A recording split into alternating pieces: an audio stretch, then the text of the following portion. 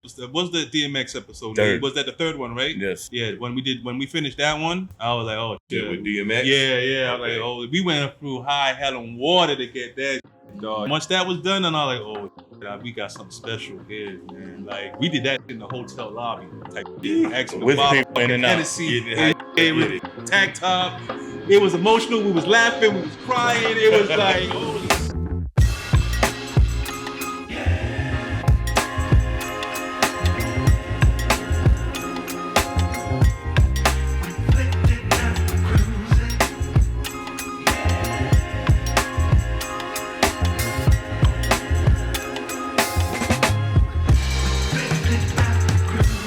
What's going on? Welcome to the Black Label Xchange. Man, today we got a dope ass episode for y'all today. Guess what, man? We got the Crazy Hood / Drink Champs members in the building today. And today we live out of Little Haiti, Vegan Marie. We appreciate them for giving us a spot.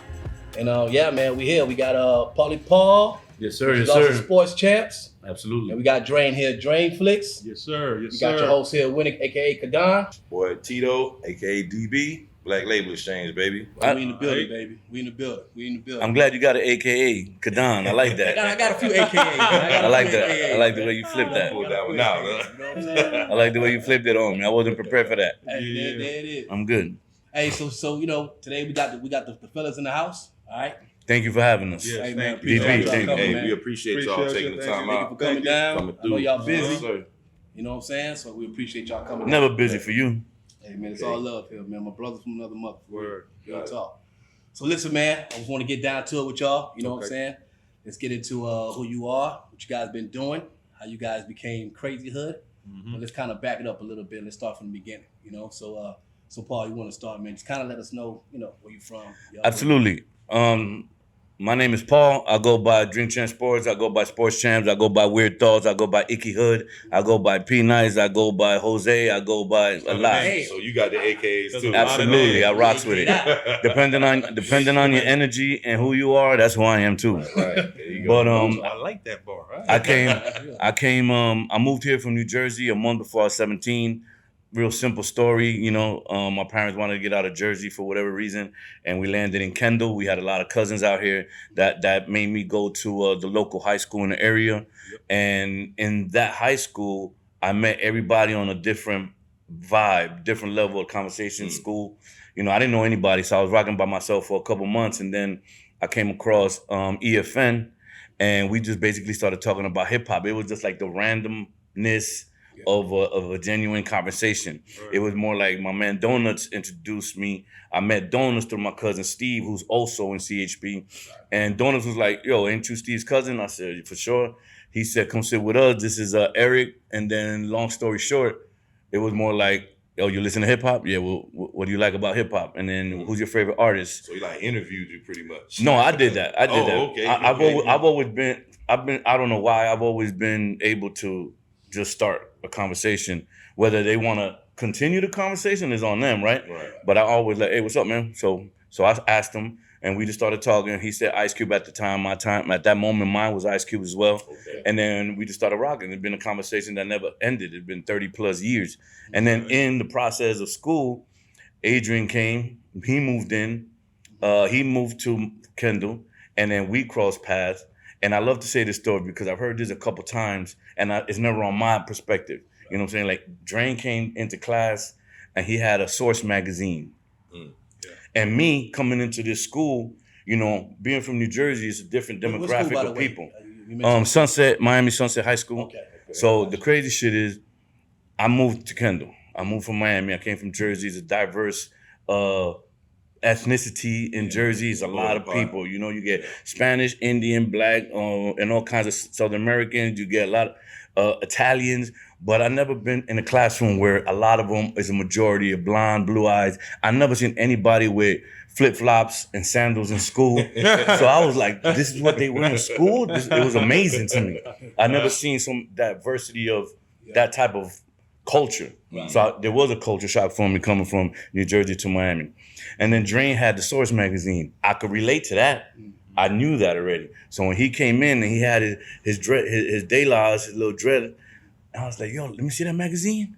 And then he didn't know me. He don't know me. Right. Let me see that magazine. And And I could tell he was hesitant. He like wasn't that know. shit. He didn't know how to react to it. Y'all know me. Yeah. He didn't know how I'm to reserved. react I to don't it. like that shit. What this fuck with you? Yeah, so 30, so he Wait, actually. who's you remember who was on the cover of that magazine? That issue? I don't remember. That's a very good question, bro. Source was the Okay. shit back in the day. Yeah. I can't call I it. don't Maybe it was remember. Tribe. Maybe it was a Tribe. Tribe Called Quest. Okay. Okay. I want to say Tribe just because of the year that we were in. You know what I'm saying? Right. Yeah. 91, So 91, 92, 92. 91, That was 92. 91. Yeah. And then Drain handed me the magazine, Right. and I was like, Reluctantly. "Good looking out, bro." Little side eye. Yeah. My shit back. And then just to close out the intro story for me, Yeah. we've been rocking 30 plus years since, so Ain't that crazy?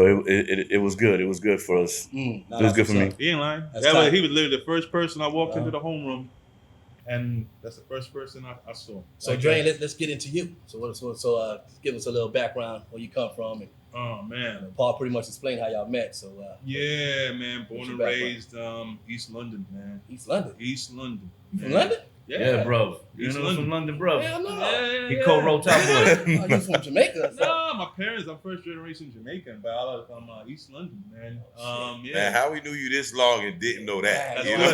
know? It's good. That's good. Because depending on what energy you bring, that's Yeah. There you go. Okay. So long story short, Yeah. that man, the process, like the immigration process, we talking about in the 80s. So it took a very long time for me to my family to get over here. So we talking about probably a good 7 years. God bless the dead. My grandmother and grandfather had to do the little sponsorship to get us over. So Okay. I did like several trips back and forth to Okay.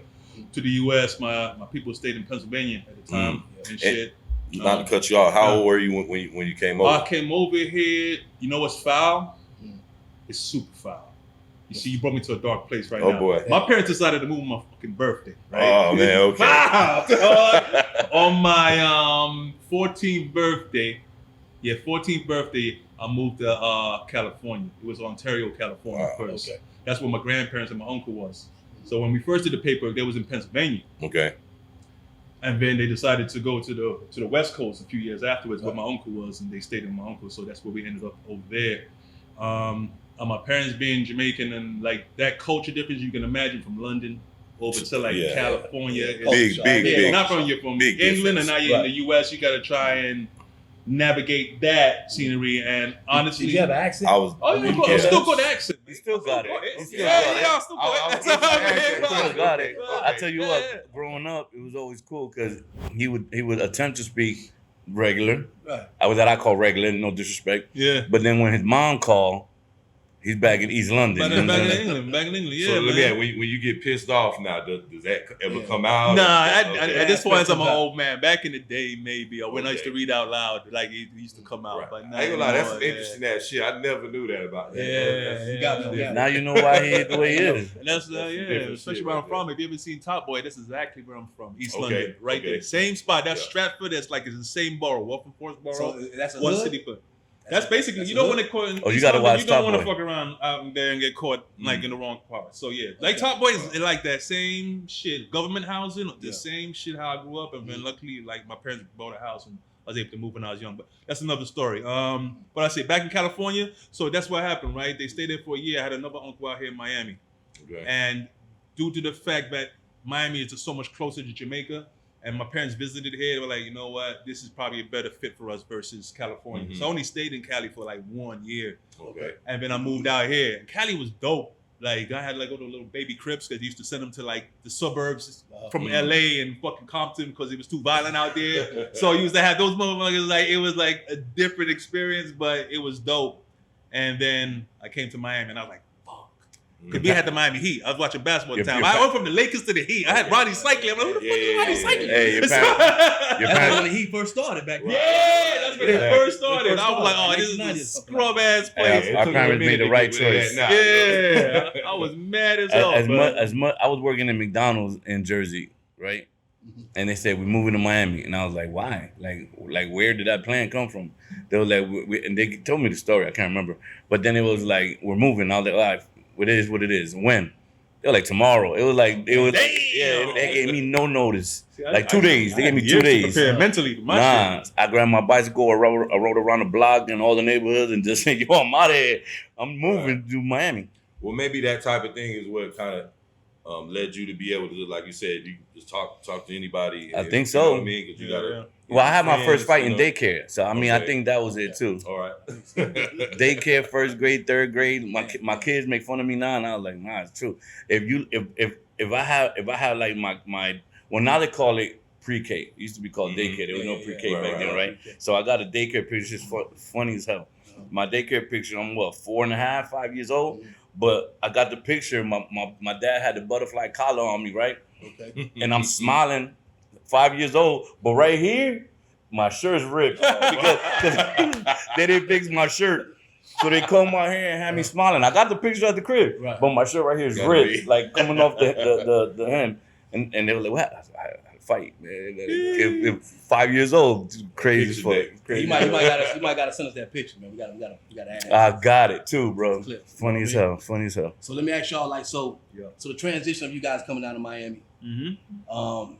Like you speak about the culture shock, it was different. Absolutely. But where did the love for the music come in at? Like, when did you guys really started like getting to the music? I don't know, either individually or as a group. Like, how did that start to merge in high school? Well, as far as Miami is concerned, there was a lot of liberty. That's another thing that came with me moving here. You know, my parents were working just like everybody else, so I was able to be out more without.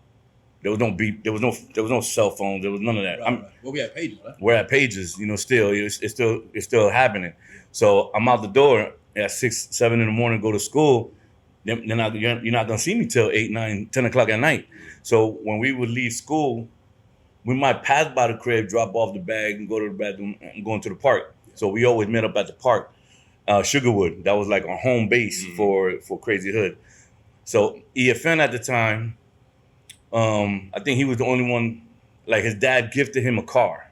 Like none of us had cars. Yeah, okay. So he got a car and then he got some speakers and now we all jamming, you know what I'm saying? Like he had like a 2-door Tercel, but it was like 10 of us in there, you know? And we up and down Kendall and we just, you know, we learn how to smoke early. So we just riding around listening to music, come back to the park, play ball, and just we stayed in that circumference of park to park to park to park to house. Then there's parties, and then we go to what's called music warehouse. What was it called? Sound warehouse. Sound warehouse. You know, we went in there, and then we also learned all together how to steal shit, how to get some tapes. Yeah. So now we all walk out with 5 different tapes. But you got a list of your 5. I got a list of my 5. We all walk out with 30 tapes. Now we got all the music, and we were just rocking. We would just stay listening to music in the conversation. Yeah. So you all pretty much met in high school, right? Yeah. High school.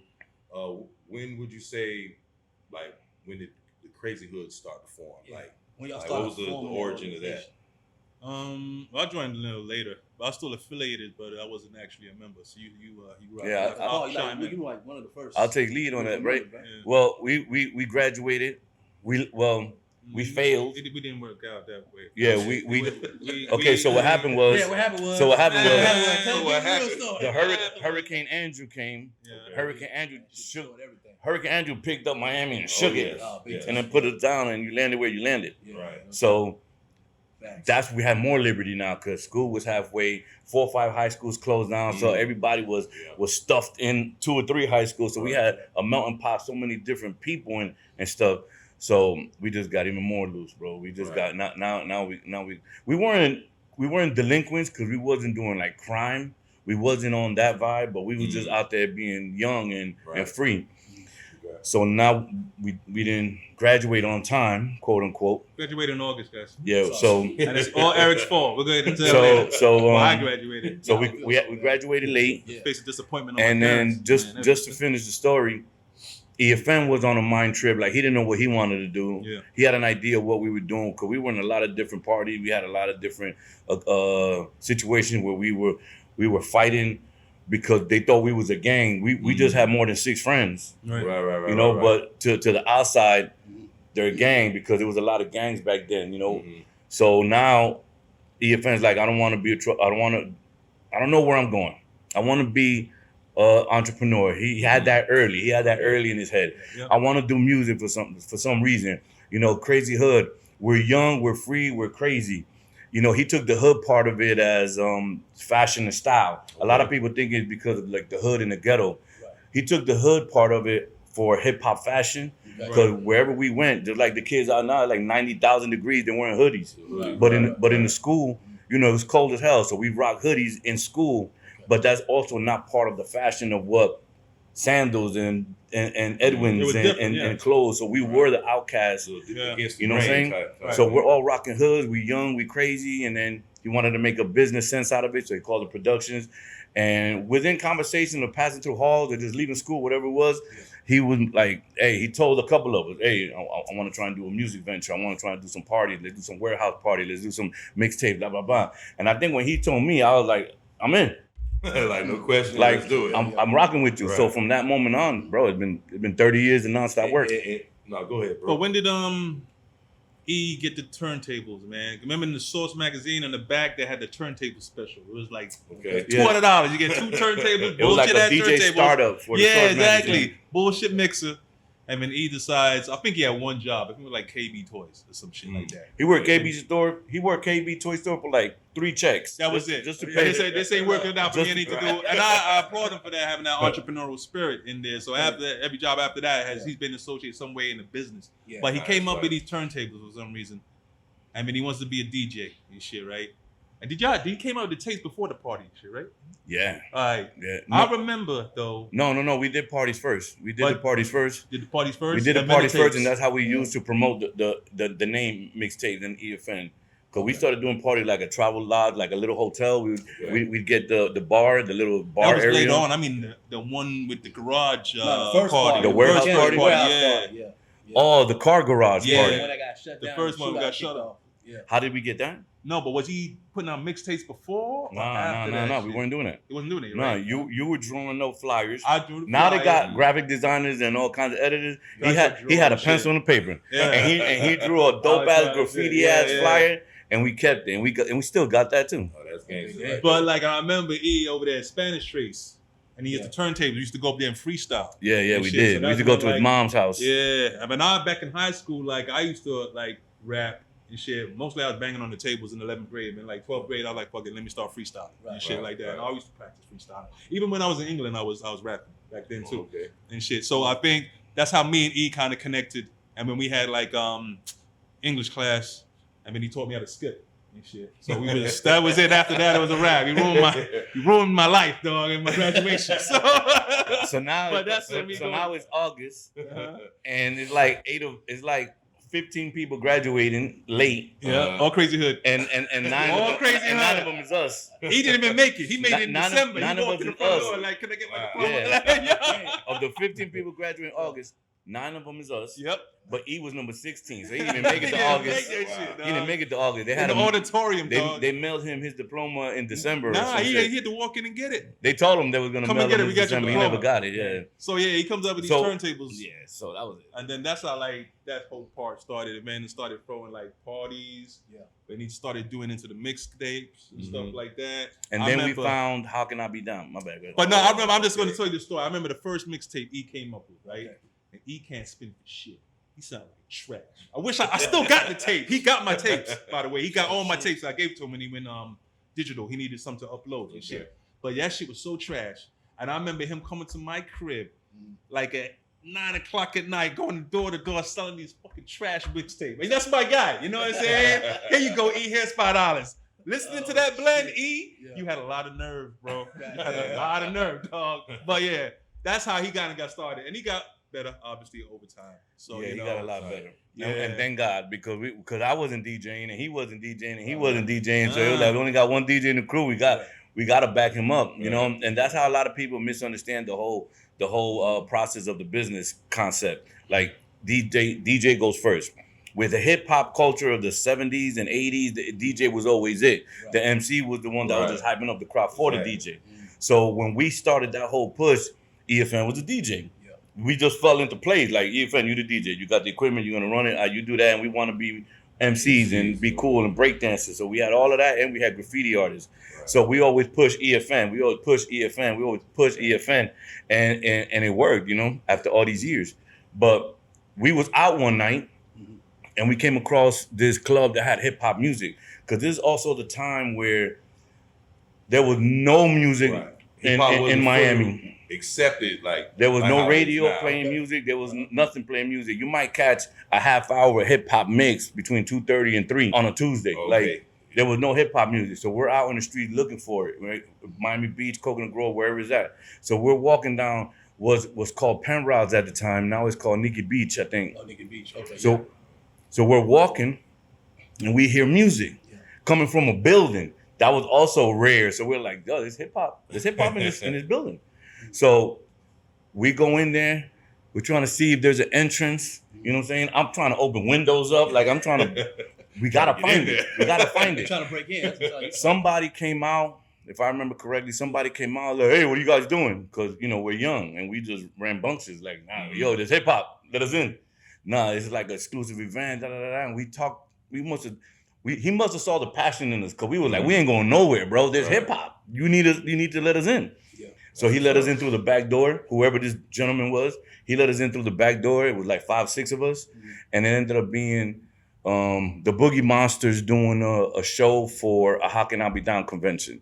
What is all of that? Like we know what the Boogie Monsters are, but what's How Can I Be Down and why they doing a concert that we don't know about? He gave us the insight. Yeah, we're gonna start doing this every year. So shout out to Peter Thomas because Peter Thomas did the whole thing. Yeah. So it was like, yeah, we're gonna do this next year too. So now we locked in. All right, we gotta wait. The moment we hear anything about How Can I Be Down, we in. And then we found the first.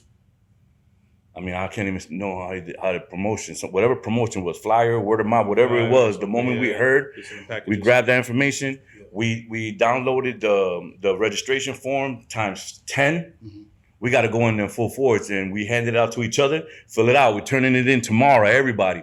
Then we turn in all the registration for How Can I Be Down. The business is called Crazy Production. Put down engineer, put down MC, whatever it is. Put down head of promotion. We try to cover all aspects of business and just went in. And this is, we're 18, 19. Yeah. Just do it. And then we got in. We got the badges. We got in, and now we're part of the How Can I Be Down. And that's when hip hop industry. Everybody came to the beach that year. In Miami. When everybody, we was 20 years old because I was 95. When everybody came to Mount South Beach that year for How Can I Be Down, we're in there. And not only in there, we're part of it. We got the badges. We got a business. We're in all the panels. We're in all the. Now, can you kind of explain like what is How Can I Be Down and how significant it was to Miami? How Can I Be Down was artists? It was a music network hip hop convention conference. You know what I'm saying? If you're in the industry, looking to get in the industry, or you're looking to promote yourself as an industry participant, whether it's by artist or business, this music convention came to Miami. Mm-hmm. So if you risked and dared to pay the $100 entry and go in, you know what I'm saying? Like you were lucky. Because when I say lucky, we were all lucky because when we went to this summer event, when I tell you everybody in hip hop came, bro, we were in the same hotel room with MOP, Royal Flush, Exhibit, and there are hip hop guys like, shit. So now we put extra money in to get a hotel on Collins because we know this is gonna be the hot spot. So all these people, Heavy D, Walking, Puffy, like Fat, like Das Effects, like everybody was watching. Everybody was here, and we were here. Right. So we were like, "Yo, this was the right move." There's like been in the clubs all night, like all that shit. It's the so I bought a bottle of E&J, drank it all by myself, gave it to Houdini, got drunk, we threw up. What was it? He almost died, fell off a balcony. He fell off a balcony. We're in the hotel. He falling off a balcony. My ex-wife, who was my girlfriend at the time, she grabbed him from falling off the balcony. Good times, man. Good times. So that summer was nuts. It was 95. We heard rush like a mob of noise going on over there. We don't know what it is, right? It looked like a crowd of people just coming over here. I don't know, chill right here. We're not getting into no shit. It's only 10 of us submitted our application. Right. Only 4 of us really went. Mm-hmm. So it was just 4 of us, 5 of us hanging out. And then next thing you know, we see Wu-Tang. When I tell you Wu-Tang, I mean 55 people. Sheesh. Like, it wasn't the 9 members. It was 9 members and 45 homies. Like, whole 60 people walking up the block, clan. and they're Wu-Tang all clan. together, and they're Wu-Tang. I ain't gonna front. Wu was impressive, but Wu was Master super P impressive. was 10 times that shit. Yeah, look, Master P's presence. Yeah. No Limit Soldier. No I told Limit you came that through. nigga had an army out here, Yeah. dog. They came before through that about shit. 30 deep, all camouflage what year with would you masks say on. this is 95. This is like This is 95, 95. yeah, This is summer yeah. 95. We're This 20 was years Master old. P, Okay. Wu-Tang were like at the peak. Yeah, Right. We're 20 records years all old, over the yeah. place. yeah. Yeah. So Good time. that gave us a real in-depth masterclass inside look of this is the industry alive, you know what I'm saying, in Miami. And And that was the opportunity also that E took the time because he had this machine that would get freestyles like a 4-track digital thing, mobile and shit, and getting drops from all the artists and shit. So Right, if you right. heard the old mixtapes, you're gonna hear like an intro like, "Yo, shout out to EFN and me, Buckshot or somebody from the Right, Wu-Tang or right. something like that." Yeah, so we we got took that opportunity Nas, to network everybody. and get busy and get these drops. So I think it was like the year after that. I think he wanted to put a demo together to shop, but I ended up being, which I'm like the first rapper on CHP. Okay. So yeah, we used to go to a school called Miami-Dade, Okay. right? So Miami-Dade, if you know, they had the sound engineering program Yeah. over Lab, there, something like the that, lab. Yeah, it's like, oh shit, access to a studio. Yeah. Right. So you're talking about all the members of CHP, and we're putting together So here we demos go of again. music, right? So we everybody all signed up to Miami-Dade. go get a class. You used to get, I think 9 studio hours. So if you do the math, 9 times 10 heads, okay, we got 90 hours. We're gonna go ahead and put a bunch of freestyles and put projects together and all that. So that's what we used to do. Like we wasn't trying to learn how to engineer. I did. 'Cause Ain't I none was- of us finished the I was class. actually got my. Ain't none of associates us in finished the engineering. class. but I got it. I got the associate's degree. I got it in sound engineering. No, he finished the class, got the diploma. Yeah. We got music. We got the music recorded. But that's what we did. We never went back to class. We just recorded the music. And So Go ahead. no, I was about to say also, and I use, me personally, I use that shit because I started making beats too. I mean, my mentor, I still call my mentor, even though I'm not making beats anymore like that. Nick Fury and shit. Okay. And that's who kind of put together my when we wanted to put the demo together, to put the demo like, and he gave us a lot of game. But I used to be like making beats. Like in the fucking the MIDI lab, that's where the keyboards and shit like that was on there. And then I remember Dr. Rose was like, "Yo, Adrian, man, you're here so much.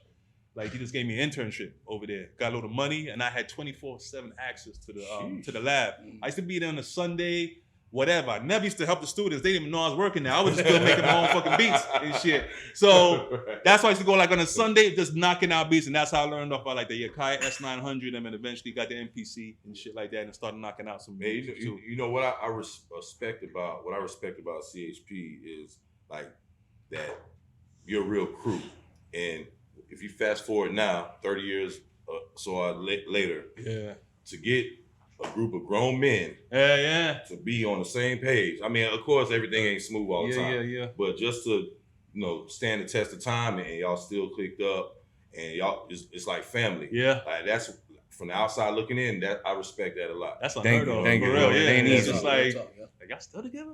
It ain't easy. Man, these niggas get on my fucking nerves. And man. on top of that, Shit. too, you guys as a crew, you definitely made an impact within the city itself. Right. You know what I mean? Yes. Which I'm starting to see that people starting to give you accolades now. You been doing it for 30 plus years. You know what I mean? Yep.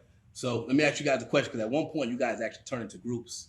Yeah. You started forming groups, rap groups. You was the main production. Producer for the group. Your first artist. Who was the first group and out of CHP? It was Paul and the Heck was the Alliance. And that's we did the demo tape. We did my demo tape, which kind of fell flat, whatever. You did a hip hop demo tape? You did R&B? No. It was hip hop. It was 4 tracks. That's how we kind of learned, or we got our feet wet. So he's putting out these tapes. So he's taking this opportunity, like, you know what? On the intro of these tapes, I'm gonna use my own crew to start freestyling in the beginning of the tapes, do the intro and shit. But that was after these two. They did him and Heck was in some type of performance, a battle or some shit. Or We This was before the Alliance that you and Heck. Yes. We were just getting to know each other. We were just getting to learn the flow. We were just getting to get the chemistry and just vibe as a unit. And I wasn't a real following the MC career I was just in the hip hop push as far as the business. And then Hector was an MC, Drain was an MC / producer. But Hector was in a different crew. So when we was able to bring everybody together, EFN was like, yo, you know, we want somebody to represent the crew also. And at that time, like, there was nothing about hip hop I didn't know. You know, from every lyric, rhyme, beat, who did it, this, that. It was just, I just jumped in it 2 feet. So he was like, Paulson, you know the rhymes, let's write a rhyme, let's see what we can do. So giving me that creative green light, I'm like, all right, fuck it. So we start going back to back. Me and Hector we smoke, we write, we smoke, we write, we smoke, we write. And then we fell into a chemistry. That came together in one night where they were having like an all-star, not an all-star, the place was called All Stars. They was having like an open mic vibe, but it wasn't like a beat battle it was a showcase. Yeah. So we submitted a showcase and was like, let's rock. Y'all want to get in and perform? So we went in there and we did 3 tracks, and I got the ball rolling. Yeah. So when did the whole mixtape now EFN started putting out these mixtapes? Can you recall like the first year EFN started putting out the mixtapes for Crazy Hood? 96. 96. Because we got the whole bug from the 95 event. And I tell you where it really went. This is a dope story. 95 event, we learned everything. 96, we started pumping out little mixtapes here and there consistently, you know, not little. It was like real mixtapes, but we didn't have a full like capital to push it where we thinking was good. We did the out the trunk. We did person to person, hand in hand. Sure. We go do consignment to the stores. We would drive up ourselves to New York, New Jersey, and get all the records because there was no records coming down here. Right. So we would get all the mixtapes, Ron G, Doo-Wop, SNS. You know, we get all the mixtapes and just see the process, the program. We go up, we pick up records, come back down with like 100 records, bro. Yeah. And then we start putting it together. So that lead us to 97, which was the second How Can I Be Down? This one was in Jamaica. So we get, this is going to be a dope story. We get to Jamaica. It's just Eddie Giggs, myself, and Eric, EFN. We get to Jamaica, and Phil the Mayor, who does Headliner Group right now in Miami, he was one of the promoters within the convention. Okay. He comes to us, and he says, hey, let me ask you a question. You guys have any mixtape or anything on you? And we were like, yeah, He asked the right we question. definitely got it. Why? He was like, yeah. He said Customs held back the production. Customs held back the equipment. Customs held back a lot of the stuff that they needed because panels were starting and the events were starting for the convention. Yeah. So we was like, yeah, we got a whole bag of mixtapes that we were going to promote. He said, let me get them, and he'll put them in all the little jitney buses and all the panels. So How Can I Be Down had EFN mixtape circulating through the whole 4 or 5 days. Wow. That's how it worked. So that got a lot of phone calls back. That got a lot of, you know, I heard your mixtape in Jamaica. Yeah, that was us. Right. Yeah, because How Can I Be Down was in Jamaica. I missed that part. It's about being prepared and being at the right place. So we at the right was time. there, Yeah. and then that led us to do 2 panels. You want to do a panel on independent business, and we didn't know no better. And I was like, yo, E, they're asking for you. You know? Yeah. So E goes, E's doing the panel. E's doing the panel on independent music, independent labels, independent promotion. And guess who's in the crowd taking notes? Who?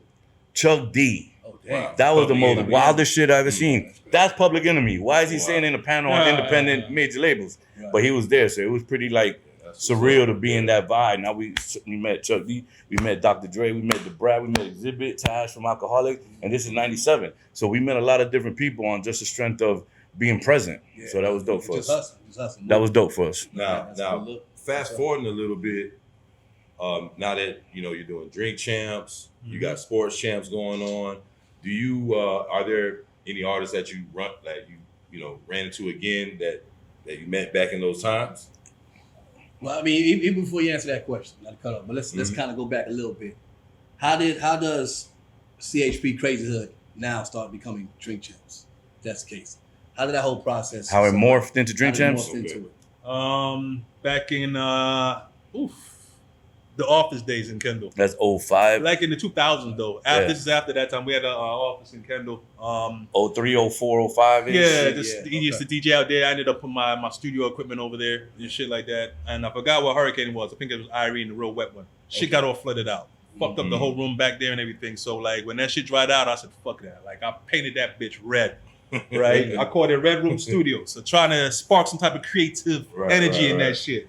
So long story short, on that one, and we've been had a relationship with Nori for years, like since he was like 19 or something. Back to Phil. Back then, yeah. Back to Phil from Headliner Group. We had our own independent record store / retail store, and at that time, a lot of artists had to do pop-ups. So they'd go to different locations to introduce their music, promote, sign autographs. Okay. So Phil brought Nori, because he was doing the runs for Penalty. Yeah. Phil brought Nori to Kendall and brought him to the store. Right. And he met E there. So this is 96, 97. Okay. And that was a spark. So back in the office, like, because NO at that time was living in Kendall. So he used to come by. We used to have Wednesdays at the office, the meetings, but it used to turn to like a poker fest and just fuck around and shit. Right. So in the back, and this is when Hazard came by this time too. Hazardous Sounds. Like, shout out Haz. They started, I don't know how they got it, but they got some type of deal with like XM Radio. It was like a free show. It wasn't getting paid or anything, but it's called Sirius Crazy XM. Militant and Crazy Hill Raw Radio. Okay. Shit. Now, let me just throw a fun fact.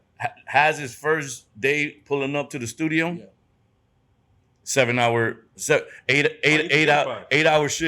8 hour session with Nori. Haz was in the building. Day one? I used to be the engineer. I used to hate that shit. When Haz came, I'm like, oh shit, I don't even know how to engineer no more. Haz looking at me crazy. I'm like, thank you. Fuck that shit. So, all that work. Oh no, Haz, take that, dog. That's my guy right there. So we started doing that show, which is basically the birth of Drink Champs. It was the same shit. Niggas getting fucked up, talking shit. Yeah, if you go online and look for it, you hear it. Yeah, from back then. Fast forward now, years later, we had an office over there on Biscayne and shit. Oh, I remember that. Right, and then we started doing, I forgot for what, internet radio. It was it was Sirius with DJ KNS. It was it wasn't Sirius. It was an app. Whatever. That app, we started getting like doing that show, and then for some, I think it was Combat Jack, God bless the dead. He kind of put the bug in Easy Air about like podcasts, and I think my guy Godfrey from Game Attack Radio, and shit. He's just talking about this podcast. I didn't know what a fucking podcast was. Yeah, man. I don't think none of us did back then. They had to rate the Sirius show first, and they told them to move to New York. That's a military crazy room. Yeah, that's military and shit. But no, they started doing this podcast shit. I remember, all I remember is like at the time, because that's when I first got my camera. I didn't intend to do this shit. I bought my camera to take pictures of food and shit, bro. I remember walking into that shit, and I just saw Fat Joe at the table with a bunch of niggas with a bunch of big ass Canon cameras. I'm like, what the fuck is this shit? So my pictures were trash, dog. It wasn't until that episode, but I understood what a podcast actually was and type shit. You know what I'm saying? Yeah, I don't think none of us knew what a podcast was back then. Absolutely, absolutely. It was a good growing stage of doing early experience, right? Of learning how to discuss stories, because everybody knows the artists, everybody knows their music. You know what I'm saying? We all grew up in the 90s, you know.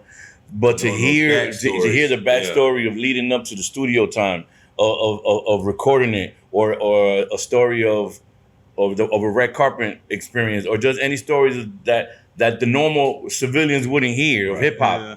These are the artists talking about their personal experiences. So that just wrapped up. That wrapped up pretty dope. About Drink Champs, I mean, because if you're a true hip hop fan, I mean, that's what you want to hear. You want to hear those backstories. You know what I mean? Yeah. And you know that's what makes it amazing. You know. Right. How about when? I mean, either one of you can roll with this. When did you know that Drink Champs was a success the way that it is now? Like, when did you know? Like for me, or even did you even think that Drink Champs in the beginning was gonna be where it's at right now? I knew 8 years later. I knew. Like the third episode. Was the DMX episode? Third. Was that the third one, right? Yes. Yeah. When we finished that one, I was like, oh shit. With DMX? Yeah. I was like, oh, we went through high hell and water to get that shit, dog. That shit was a mission, because God bless X and shit, God you know. For sure. Yeah, man. Once that was done, and I was like, oh shit, we got something special here, man. Like we did that shit in the hotel lobby type shit. With people in and out. Hennessy and shit with fucking tank top. It was emotional. We was laughing. We was crying. It was like, holy shit. And we had this footage. It was amazing, dog. Yeah. And we wasn't even on Revolt at that time. It didn't even come out. I think we did 4 episodes. No, we did Joe. We did Kenny Anderson first. Joe, X, Kiss and Daru went to New York for that. Then they ended up doing it was Snoop. Snoop in West Palm Beach. Yes, we did the Snoop. After that, yeah. Yeah, and after that, I think we got the deal, like the distribution deal, and then that was just like to the fucking moon. Bro. Yeah, After that, DMX really took us there on a different conversation because Fat Joe gave us a lot of insight and stories, and it was overall fun and funny and exciting to hear these stories and the interaction between EFN and Nori getting back in that vibe, plus being on camera and Joe. Yeah. It was a dope chemistry, and then Kenny Anderson he's from Left Rack, so that whole sports angle was dope. Like I didn't even make it to that one. I missed it by like 3 minutes. But then Ja Rule and Jadakiss was one of the funniest episodes. Nori and E and everybody, the whole staff flew to. It wasn't even the staff. Everybody just went to New York, and those stories was hilarious. And then back to DMX, he wasn't doing no interviews. He wasn't doing any promos. He wasn't even seen. Like he was out in the low. Yeah. So to bring him out into the spotlight, that was special. And then him talking his stories, that was beyond special. It was a moment that you can't take away. And then it got really personal and memorable when he prayed, because he does that in his shows. Right. But to do that within the group, that was uplifting. And then it was like, okay, this is serious. So speaking of moments, we're what, 8? You're in year 8. You're yes. 9. Yeah, going on 9. Yeah. So speaking of moments, time flies. Let me get your top 3. What's your top 3, either moments or episodes? Oh, that's a good question, bro. I was practicing.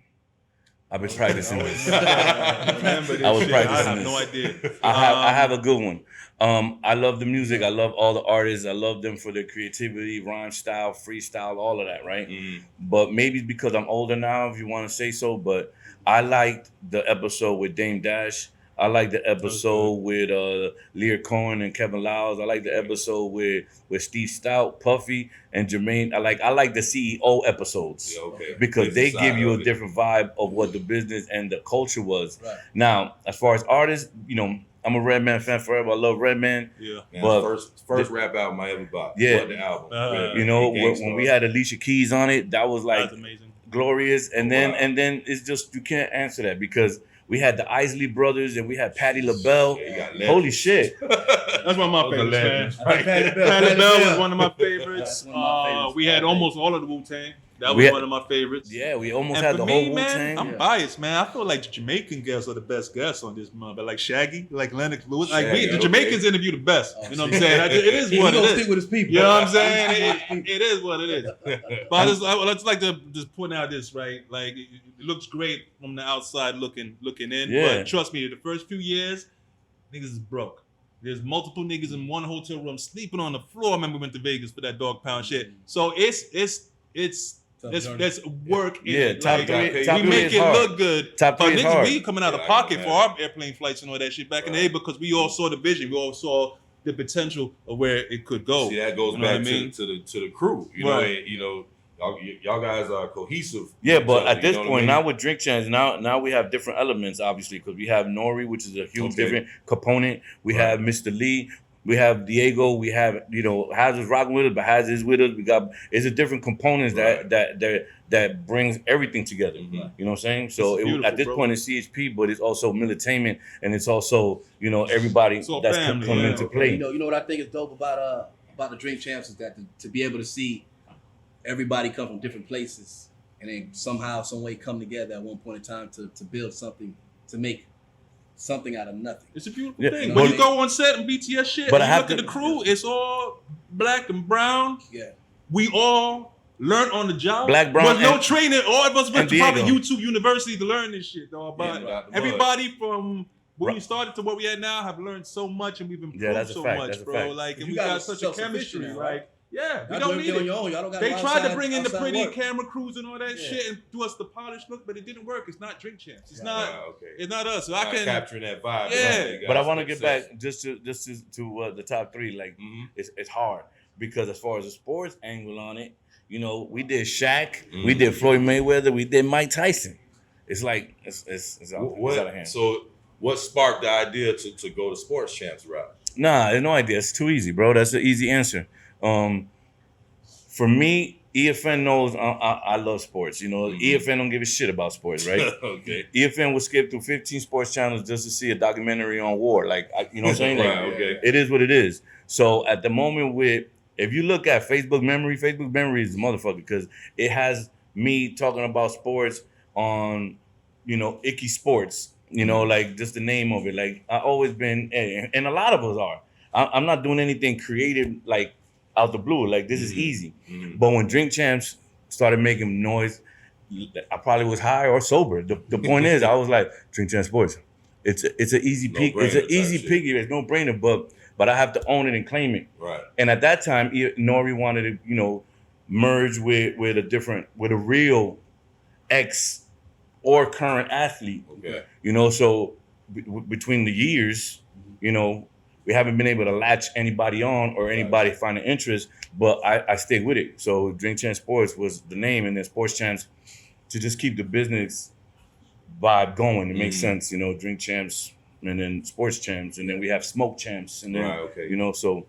Keeping on. And Drain, I know you play a major role on the platform as well too. Yes, sir. You know, so just kind of let everybody know like what's your major role. All my shit Very is important role. for Drink Champs and photography. Well, most of the pictures, probably like 95% of those, are usually gonna be from Drainflix. Right there, you know what You I'm also saying? do the editing and everything and Oh, just for the posting of it as well too, or just nah. I get the pictures done, and then we've got a guy called KZ, our graphic designer. Shout out That to go ahead and Casey. he does like the weekly designs and all that shit, and you know the promotional tools. Yeah, But, he was in Sacramento. Now he's in Houston. but no But stock. shout out to him photo. because he's been rocking 8 years with us too, type work. roughly. So let me ask you guys real quick. We kind of winding down a little bit. Yeah. So I just wanted to kind of like just close it out. What do you guys, since you guys been on Drink Champs, what other adventures or what other opportunities has it opened up for you guys outside of Drink Champs? Like on your own accord or on your own personal time? For me personally, definitely, Drink Champs has provided some type of legitimacy for my like photography. So I work for pretty much every major label out there, man. Did something for them in some capacity, and then luckily enough, I had the opportunity to go to like Monster Energy also and work for their music department, which first started out me just shooting and not doing my editing, to them telling me, listen, man, you gotta eat what you kill, bro. So basically, like you editing, you shooting, you might as well edit it. Right. That forced me to lie because I wanted some more money. I didn't know how to edit. But now I'm just doing a lot of video content too, short form stuff for social media, which has then had me more brands. I've got the opportunity to work for, like I said, multiple labels, even Ducati. I started doing a couple projects. Yeah, with that's a them new guys, too. hashtag, Ducati Drain. Yeah, man. Nice. And it's crazy. I just kind of graduated from being like just a photographer to more like just a content creator, some sort, and I get the opportunity to produce and like direct my own type of pieces, social pieces. So it's dope, man. So hopefully future big and better things. Hopefully try and get into some music videos. You know what I'm saying? Still do the photography, but I definitely want to expand on the video content some more. Yes, sir. Yes, sir. And the brands too. Yeah. No offense to you cheap ass rappers out there, but I like corporate money. Hey, The pay corporate man. money is better. Pay the man. Pay the man. And what about you, Paul? Talk to me. I know you have Sports Champs. What else? Well, I mean, that's still on the ground level, but the push forward in the creative side of it is to not just talk about who scored the highest points. Right. You know, it's to also reflect the conversation of what Drink Champs is doing with the story, with the experience, with the journey of the athlete. Whether you made it or whether you was one of the athletes that didn't make it, you know, you still have a journey and trial tribulation story. You know, you can learn from it. We could laugh about it. We could cry from it. So Sports Champs to me is that vibe. But, you know, there's a lot of different advice on how we can make it the move. Because I also want to touch on gambling. That's where Sunny D BET comes in. You know, because as far as the sports, I'm gonna let a secret out. For as far as all the sports shows now, whether it be ex-athletes or whoever it is that have sports shows, they're all, unless I'm wrong, which I don't think I am, all of them can't talk gambling, because in one way or another, it's still affiliated with the game, with the association. Yeah. You're either an assistant coach or you're a trainer. So you can't talk numbers. We can. You feel me? So on that vibe, we still putting it together. Now, on the personal hobby side, where I'm trying to create getting back to CHP, you know, I started this thing called Miami Meets Miami, which is a networking event for everybody from an artist to an engineer to a social media influencer to a lawyer to a professor, like whoever you are in the city of Miami that don't know each other, you're getting an exclusive invite from me, where we can talk one night and document it, meet different people. It's a group of 30 to 40 people, and it's been consistent on a monthly basis for entrepreneurs, business owners, whoever you are, whatever it is. We're trying to just bring in people to discuss business and possibilities, relationships, and opportunities. And it's working, you know? So please follow Drink Champs Sports. That's 2 S's, Drink Champs Sports. So you can see what we're doing on that level. And and my last thing is I'm a chef. Well, I used to cook before I got I used to cook everything that we just said. Yeah. I was cooking in a restaurant or a banquet hall where the 400 people to 4,000 people. So the creative flows of just what we can do in the hip hop or how can I get in it, I'm cooking. So I want to start a podcast called Line Lingo Podcast, which is the back of the house conversation, whether it's the dishwasher, busser, you know, the bartender, and the cook. They ain't got to be Gordon Ramsay. Ain't got to be the best restaurant. But I want the dishwasher from Rusty Pelican. I want the dishwasher from Live or Prime 112. I want the busser, bartender. Like, let's have a good conversation and be creative. That's why I'm going to need your help. And it's like, why not? You know what I'm saying? All possibility. Everything's available right now. Let's just jump on it. Sure. That's tight work, man. And what about you, Drain? What will be your last thing, or what is your ultimate goal? Financial independence, man. You know, you can't go wrong. I'm still, you know, juggling 9 to 5, but I'm like right there. I can do it right now. I like the money. But nah, definitely trying to align with some bigger and better brands out there. Like I said, that corporate money is the way to go. I'd rather have one good paying client than a bunch of 10 cheap people. You know what I'm saying? So definitely going into that direction. And like I said, from these brands that I've worked with, it's grace of God, man. I ain't gonna have a problem. I'm good, man. You know what I'm saying? It's growing every year. Every year's growth, man. I scale every year. That's it. Sure. Yep. Black Label Excellence. Yes. Thank you. Man, hey, we appreciate y'all coming through. Y'all. We wish y'all the best in Thank you, future dog. endeavors. But I just want to say this, man. Paul, I appreciate you coming. Drain, I appreciate you guys coming. Thank you guys know you're my brother from another mother. For sure. You know what I mean? My other brother over here standing. Sir. You know? So I know y'all got to get some money. I know y'all got things to do. So, All right, Paul. Thank you. long, Thank okay? you. Champs, Drink Champs, CHP. Hey! Yo. Sir. Appreciate y'all. Y'all stay tuned. All love. Stay locked in. I mean, any Instagram or any Drainflix. Holla. talk to them. Drink Champs Sports. Drink Champs Sports. It is. Yes, It sir. is. Tight work. Appreciate you. Yeah. We out. All right.